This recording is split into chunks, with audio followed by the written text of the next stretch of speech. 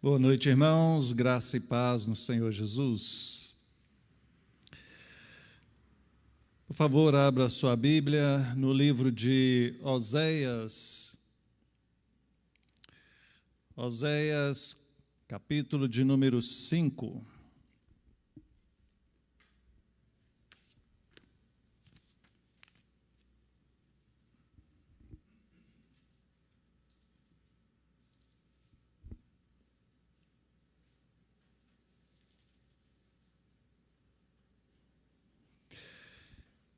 Oséias, capítulo de número 5.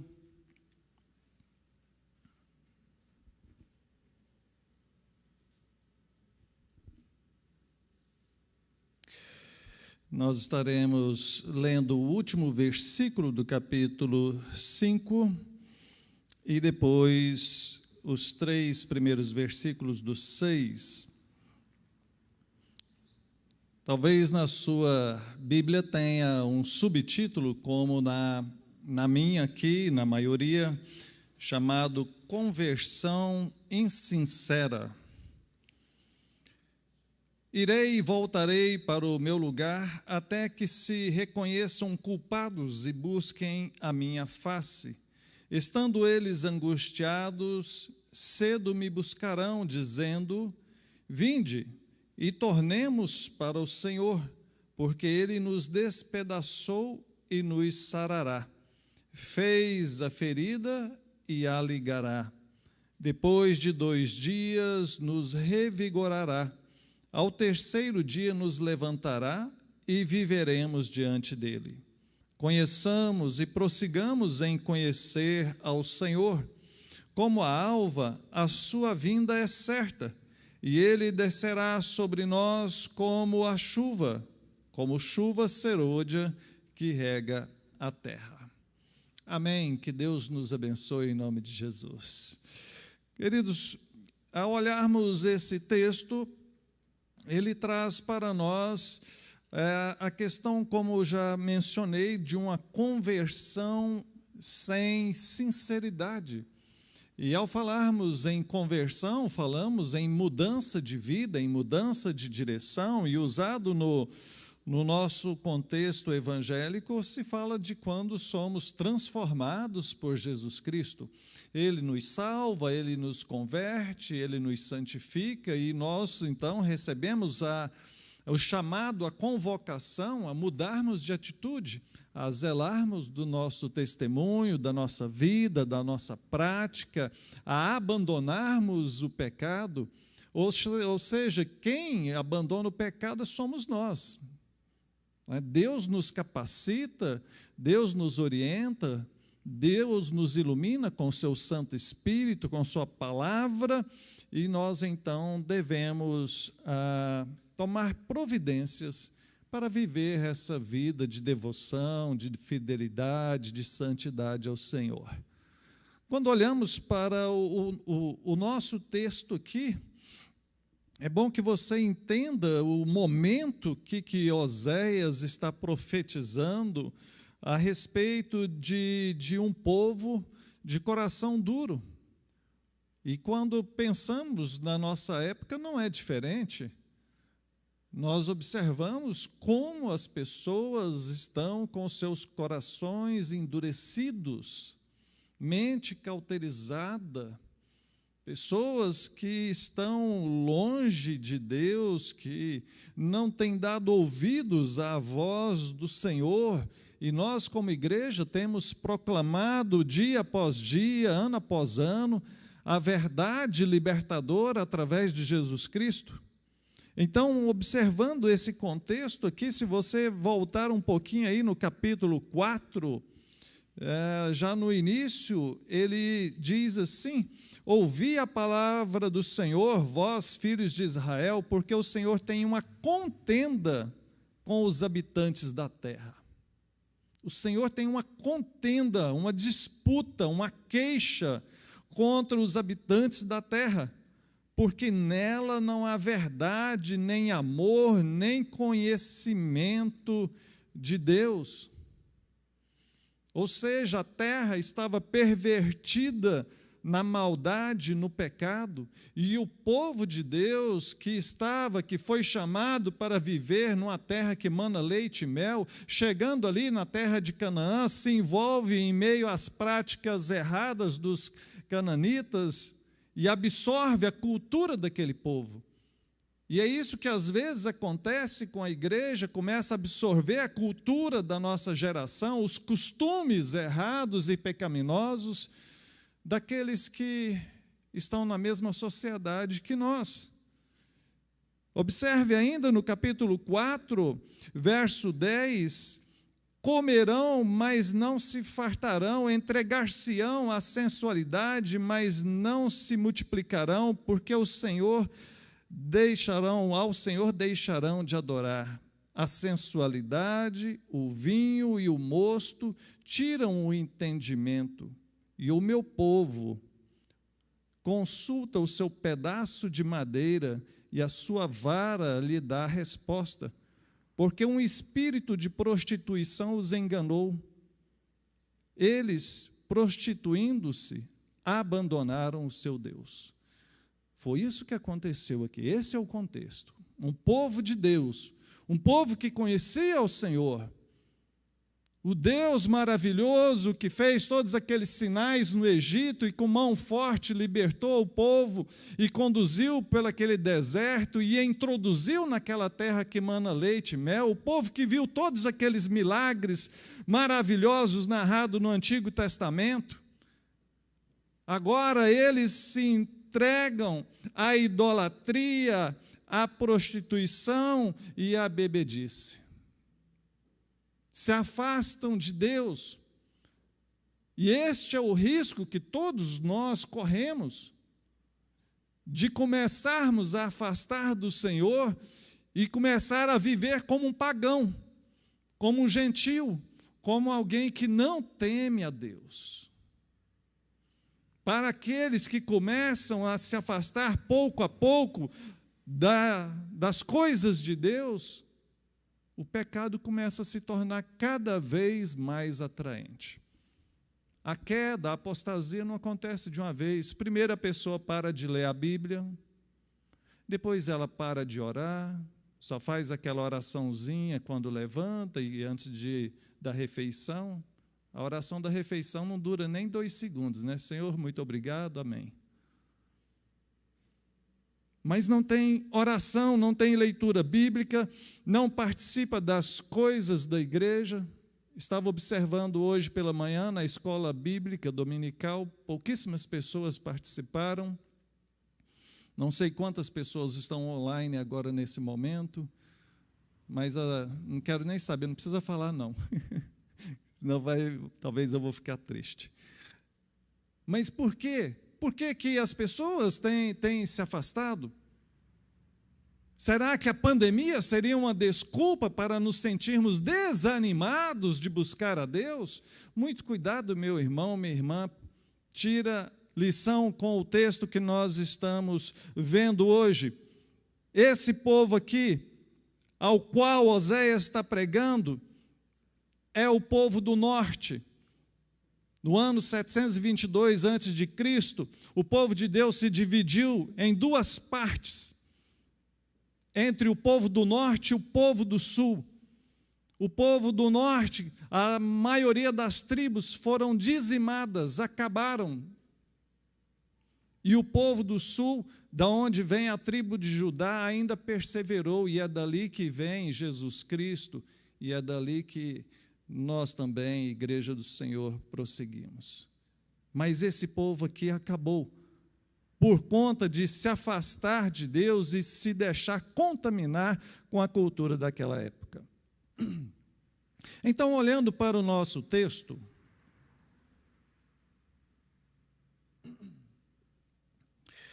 verso de número 15, é Deus quem está falando através do profeta. Irei e voltarei para o meu lugar até que se reconheçam culpados e busquem a minha face. É Deus que está falando que irá se afastar daquele povo.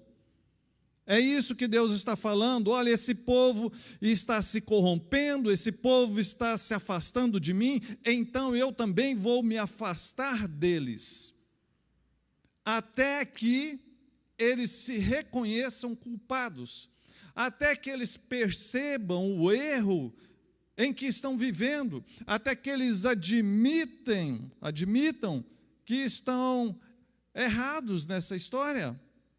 Eu me afastarei até que isso aconteça, porque eu fazendo isso, diz Deus, eles então irão me buscar.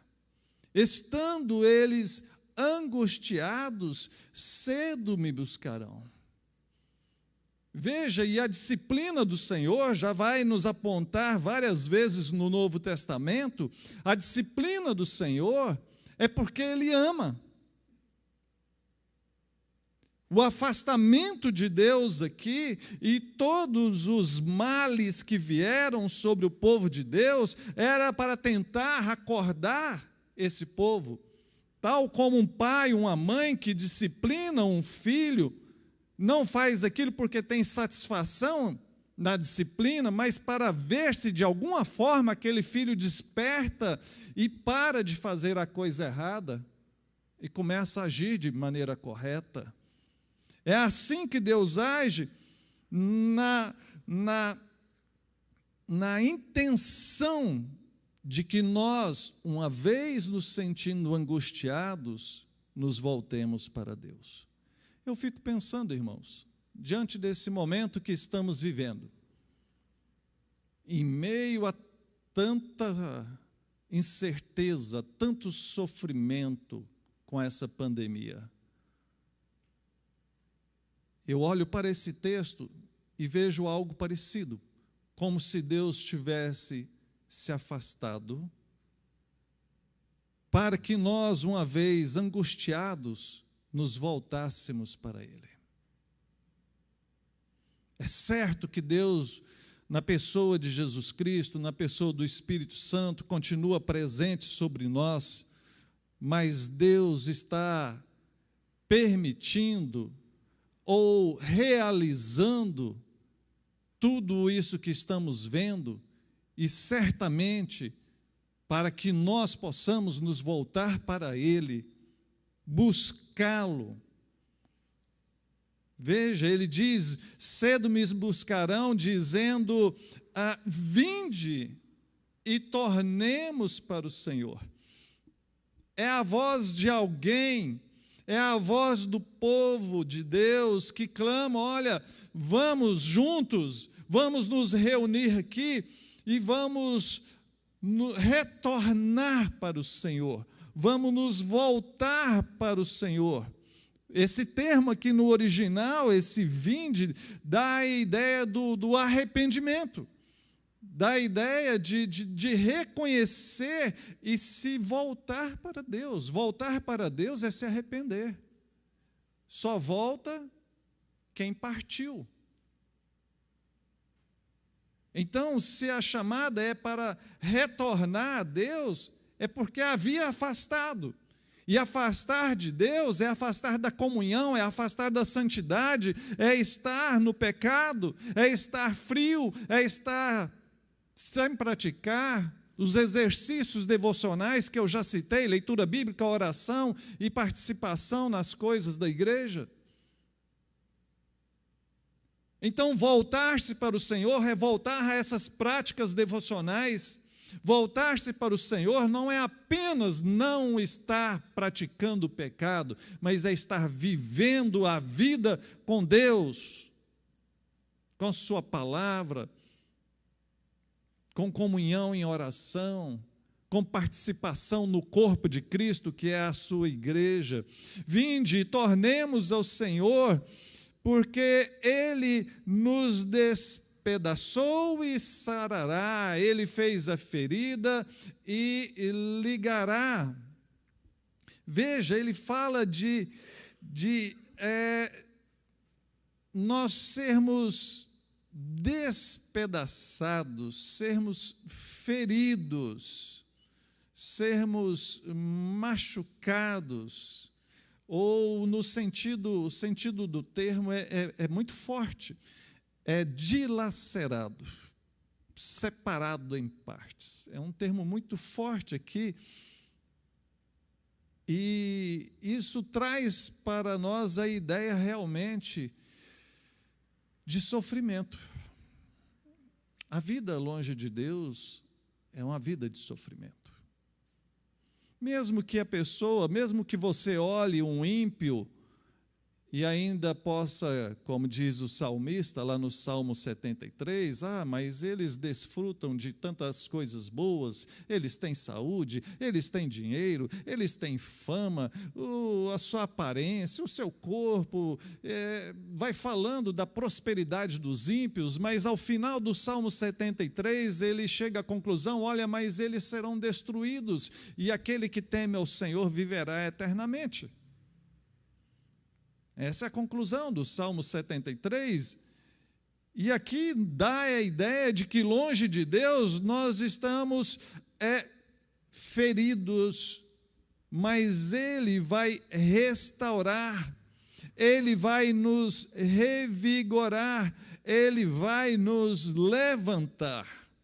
Verso 2 dá uma ideia de progressão, né? Pegando o verso 1, Ele fez a ferida e a ligará, né? Irá curar, irá fazer o curativo, restaurar aqui. Ele, depois de 2 dias, nos revigorará, ao 3º dia nos levantará. Então, dá uma ideia de progressão na restauração de Deus. É um passo de cada vez, meu irmão, minha irmã. Às vezes nós somos meio que impacientes, imediatistas. A pessoa está meio fria na fé, meio distante, aí vem na igreja, participa de um culto e ora ao Senhor pedindo para Deus mudar tudo na vida dele, e amanhece a segunda-feira, ou dá uma observada, vê que não mudou, e não adiantou, Deus não me ouviu. Eu quero dizer para você que as coisas de Deus é no tempo de Deus e não no seu. Você precisa ter paciência, porque é Deus quem faz. Nessa relação, é Ele quem manda, não somos nós. Ele é o Senhor, nós somos os servos. Não somos nós que ordenamos. É Ele quem ordena, é Ele quem faz. Ele que é o Senhor. E a ideia de progressão é justamente isso, que Ele vai restaurar, sim. 2 dias, 3 dias aqui, dá a ideia de progressão.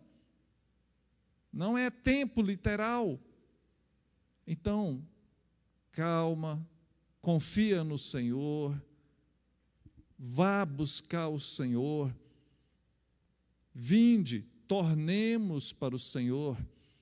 Eu chamo você, chamo a todos que me ouvem, tornemos para o Senhor, porque estamos vivendo dias maus, e se estamos sofrendo é por nossa culpa, somos nós que pecamos, somos nós que erramos, somos nós que falhamos com o Senhor, e precisamos consertar, endireitar os nossos caminhos. Veja que ele diz que Deus fará tudo isso e viveremos diante dele. E viveremos diante do Senhor, queridos. É um chamado para a vida. É um chamado integral. Entenda que vida com Deus é de maneira plena. A sua espiritualidade, a sua fé, não é só uma parte, uma parcela que você cumpre uma vez por semana. Agora é a hora da minha oração. Agora é dia de eu ir na igreja. Opa, hoje tem programação da igreja. Não é uma parte. É algo para ser vida, é algo para ser pleno, viveremos diante dele. A ideia de estar diante é aqui como que você que está diante de mim. Você está me vendo e eu estou vendo você. Pelo menos os que estão aqui, né? É estar presente, é estar próximo. Então, o chamado para viver com Deus é um chamado para a vida toda. Você não fica junto de Deus em algumas horas, em alguns momentos, e depois se afasta dele, ele habita na sua vida. Quando Jesus fala, eis que estarei convosco todos os dias até a consumação dos séculos. Quando diz que o nosso corpo é templo do Espírito e o Espírito de Deus habita em nós como selo da promessa, que ele fala, que ele geme, que ele chora, que ele intercede, que ele testifica que somos filhos do Altíssimo, é a presença de Deus em nós, é vida diante dele, é viver diante dele, e diante do Senhor, nós não faríamos certas coisas. Aquilo que é errado, aquilo que é pecaminoso, aquilo que é vergonhoso, é aquilo que se faz escondido. E aquilo que se faz escondido, jamais você faria se estivesse diante de Deus. Então saiba que quando você for fazer determinadas coisas, você está diante de Deus, sim. Porque os olhos do Senhor estão sobre toda a terra. E se você é alguém convertido, o Espírito de Deus está ali com você. Mesmo nesse momento vergonhoso, pecaminoso que você está prestes a cometer. O chamado é para viver diante de Deus. Vinde e tornemos ao Senhor e viveremos diante dele. Verso 3, e aí então, conheçamos e prossigamos em conhecer ao Senhor. Fantástico, queridos, esse versículo. Poxa, como eu amo essa palavra. Desde que eu conheço a palavra do Senhor, esse versículo faz parte das minhas meditações. Conheçamos e prossigamos em conhecer ao Senhor.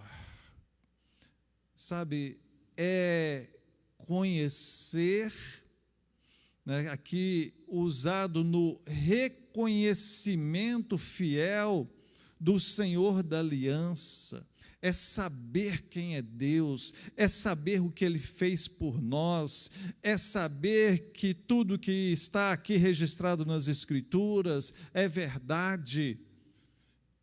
Sabe, conhecer ao Senhor e prosseguir dá a ideia de algo que não pode parar, de algo que não fica estagnado, de algo que todos os dias eu vou exercitar. Pergunto para você: você se alimenta todos os dias? O que aconteceria se você ficasse um dia inteiro sem comer nada? Eu digo por mim, eu ficaria irritado. Porque quando eu estou com fome, eu fico irritado. Ficaria cansado, não conseguiria produzir. Tá, mas você não morreria. Vem o segundo dia, terceiro dia, quantos dias o ser humano consegue viver sem alimentação? Você bebe água todos os dias? Você dorme todos os dias? Quantos dias um ser humano conseguiria ficar sem dormir, hein? Há coisas que nós fazemos todos os dias porque elas são necessárias, porque elas são essenciais para a nossa saúde, para a nossa sobrevivência. Ninguém consegue sobreviver sem alimentar o seu corpo e sem dar descanso para o seu corpo. Assim é com Deus, meu irmão, minha irmã. Sem esse alimento, sem esse pão da vida, sem essa água da vida que é Jesus Cristo, nós não sobreviveremos.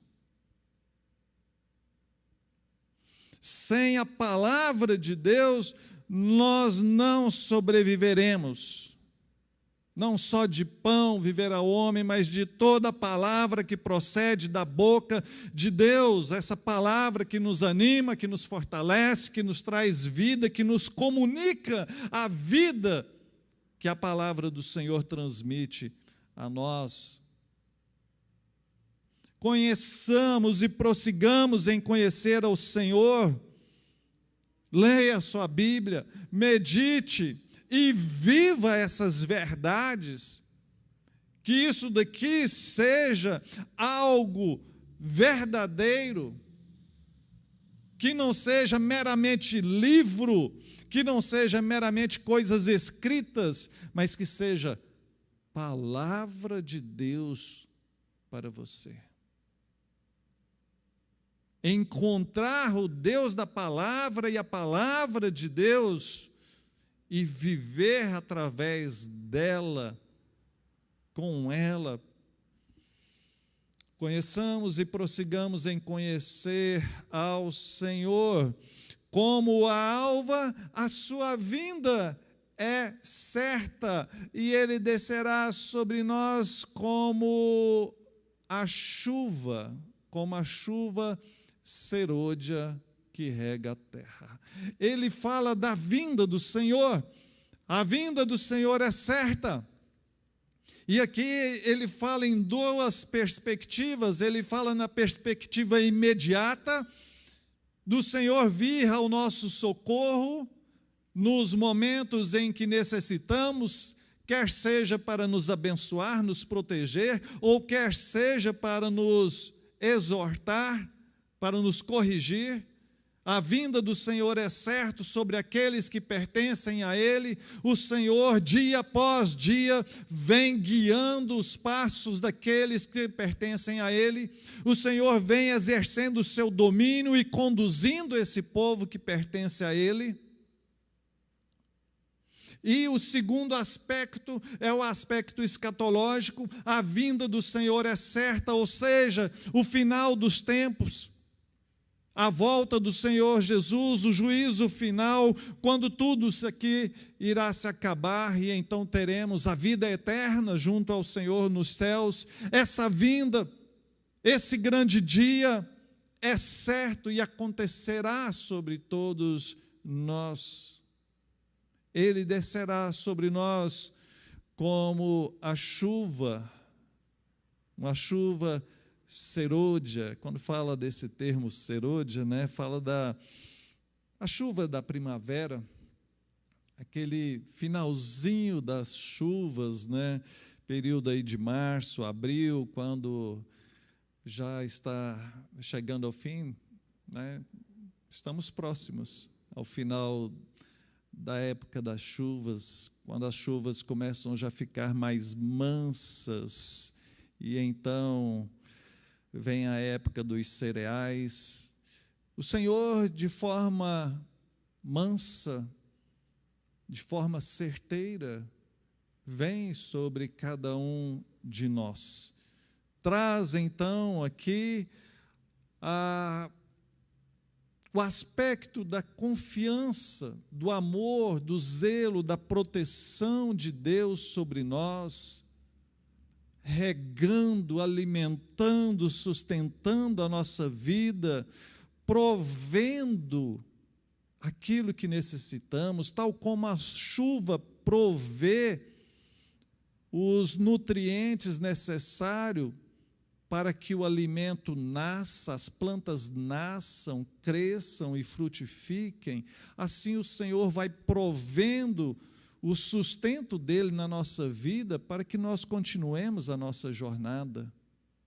Mas também a chuva, a vinda do Senhor é certa no sentido do juízo, e para aqueles que são do Senhor, isso não será como uma tempestade, será como uma chuva serôdia, será o fim da nossa peleja, será o fim dos nossos temores, será o fim dessa natureza corrompida e desse mundo tenebroso que jaz no maligno. Será um tempo, o tempo da plenitude, da graça, da bênção, da redenção, da consumação da obra redentiva de Jesus sobre nós, trazendo o alívio final para as nossas almas.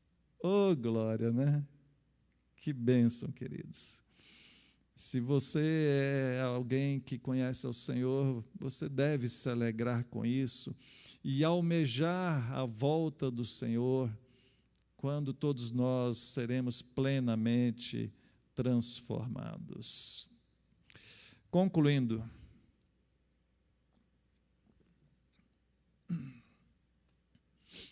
o pecado, querido, nos separa de Deus. A mensagem de hoje fala de esperança, fala do cuidado de Deus, mas traz um alerta muito sério contra o pecado. A história mostra que o povo de Deus, em especial nessa época aqui, padeceu por conta dos seus pecados, por conta da dureza do seu coração, por conta de se entregar aos pecados da sociedade, do meio em que eles estavam vivendo. Então, muito cuidado, fica aqui o alerta, não brinque com o pecado, porque ele pode te matar espiritualmente. Deus nos ama, e Ele nos chama a esse arrependimento e restauração. O chamado de Deus deve ser visto por nós, não como uma advertência, você muda de vida, senão eu vou pesar a mão sobre você. Não deve ser visto dessa forma por nós. Deve ser visto como um chamado de amor. Como aquele pai que diz, meu filho, abra os olhos, para de seguir por esse caminho, e venha para junto do Pai, para que possamos aqui viver em paz e desfrutar das coisas boas. É um chamado em amor, é uma exortação em amor da parte de Deus. Digo isso porque às vezes eu percebo que algumas pessoas acham que Deus é muito impositivo, como alguém que está ali só para dar bronca, e que a vida cristã seria uma série de regras, uma série de não pode isso, não pode aquilo outro. Não se trata disso. Se você acha isso, então você ainda não entendeu o que é um relacionamento com Deus. É um relacionamento de amor. E Ele nos amou primeiro. Ele nos amou primeiro. Ele amou você primeiro. E você deve responder a esse amor. Todo amor deve ser correspondido. Numa relação, se uma pessoa ama a outra e a outra não o ama de volta, então há um problema muito grave naquele relacionamento. O amor, todo amor, deve ser correspondido. Então sejamos fiéis, queridos. Voltar para Deus, viver com Deus, nesse ato de fidelidade a Deus, conhecer, aprender, sabe, hoje eu falei isso pela manhã,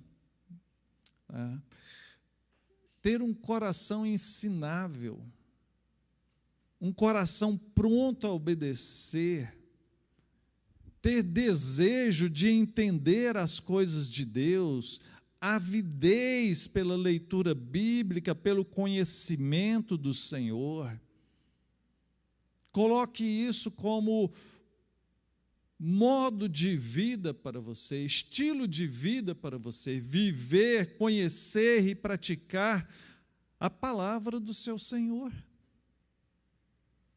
E por fim, queridos, a vinda do Senhor é certa. Se prepare. Se prepare, porque você já tem experimentado, creio eu, a ação de Deus na sua vida. E em breve, muito em breve, nós compareceremos perante Ele na sua vinda, no seu juízo final. Há de ser, para mim e para você, um dia de alegria, como a chuva da primavera, suave, agradável, trazendo vida e prosperidade. É isso que eu desejo para você. Que Deus te abençoe. Vamos orar? Deus bendito, louvado seja o teu nome. Agradecemos por tua santa palavra. Agradecemos, ó Deus, porque o Senhor nos alerta.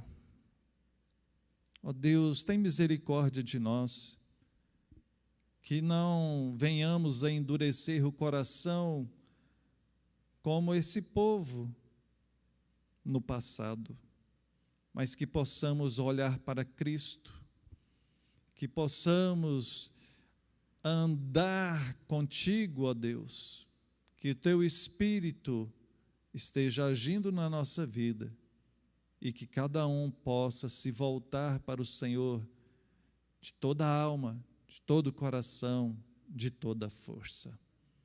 Para a tua glória, Senhor, em nome de Jesus. Amém. Amém. Que Deus te abençoe, queridos. Nós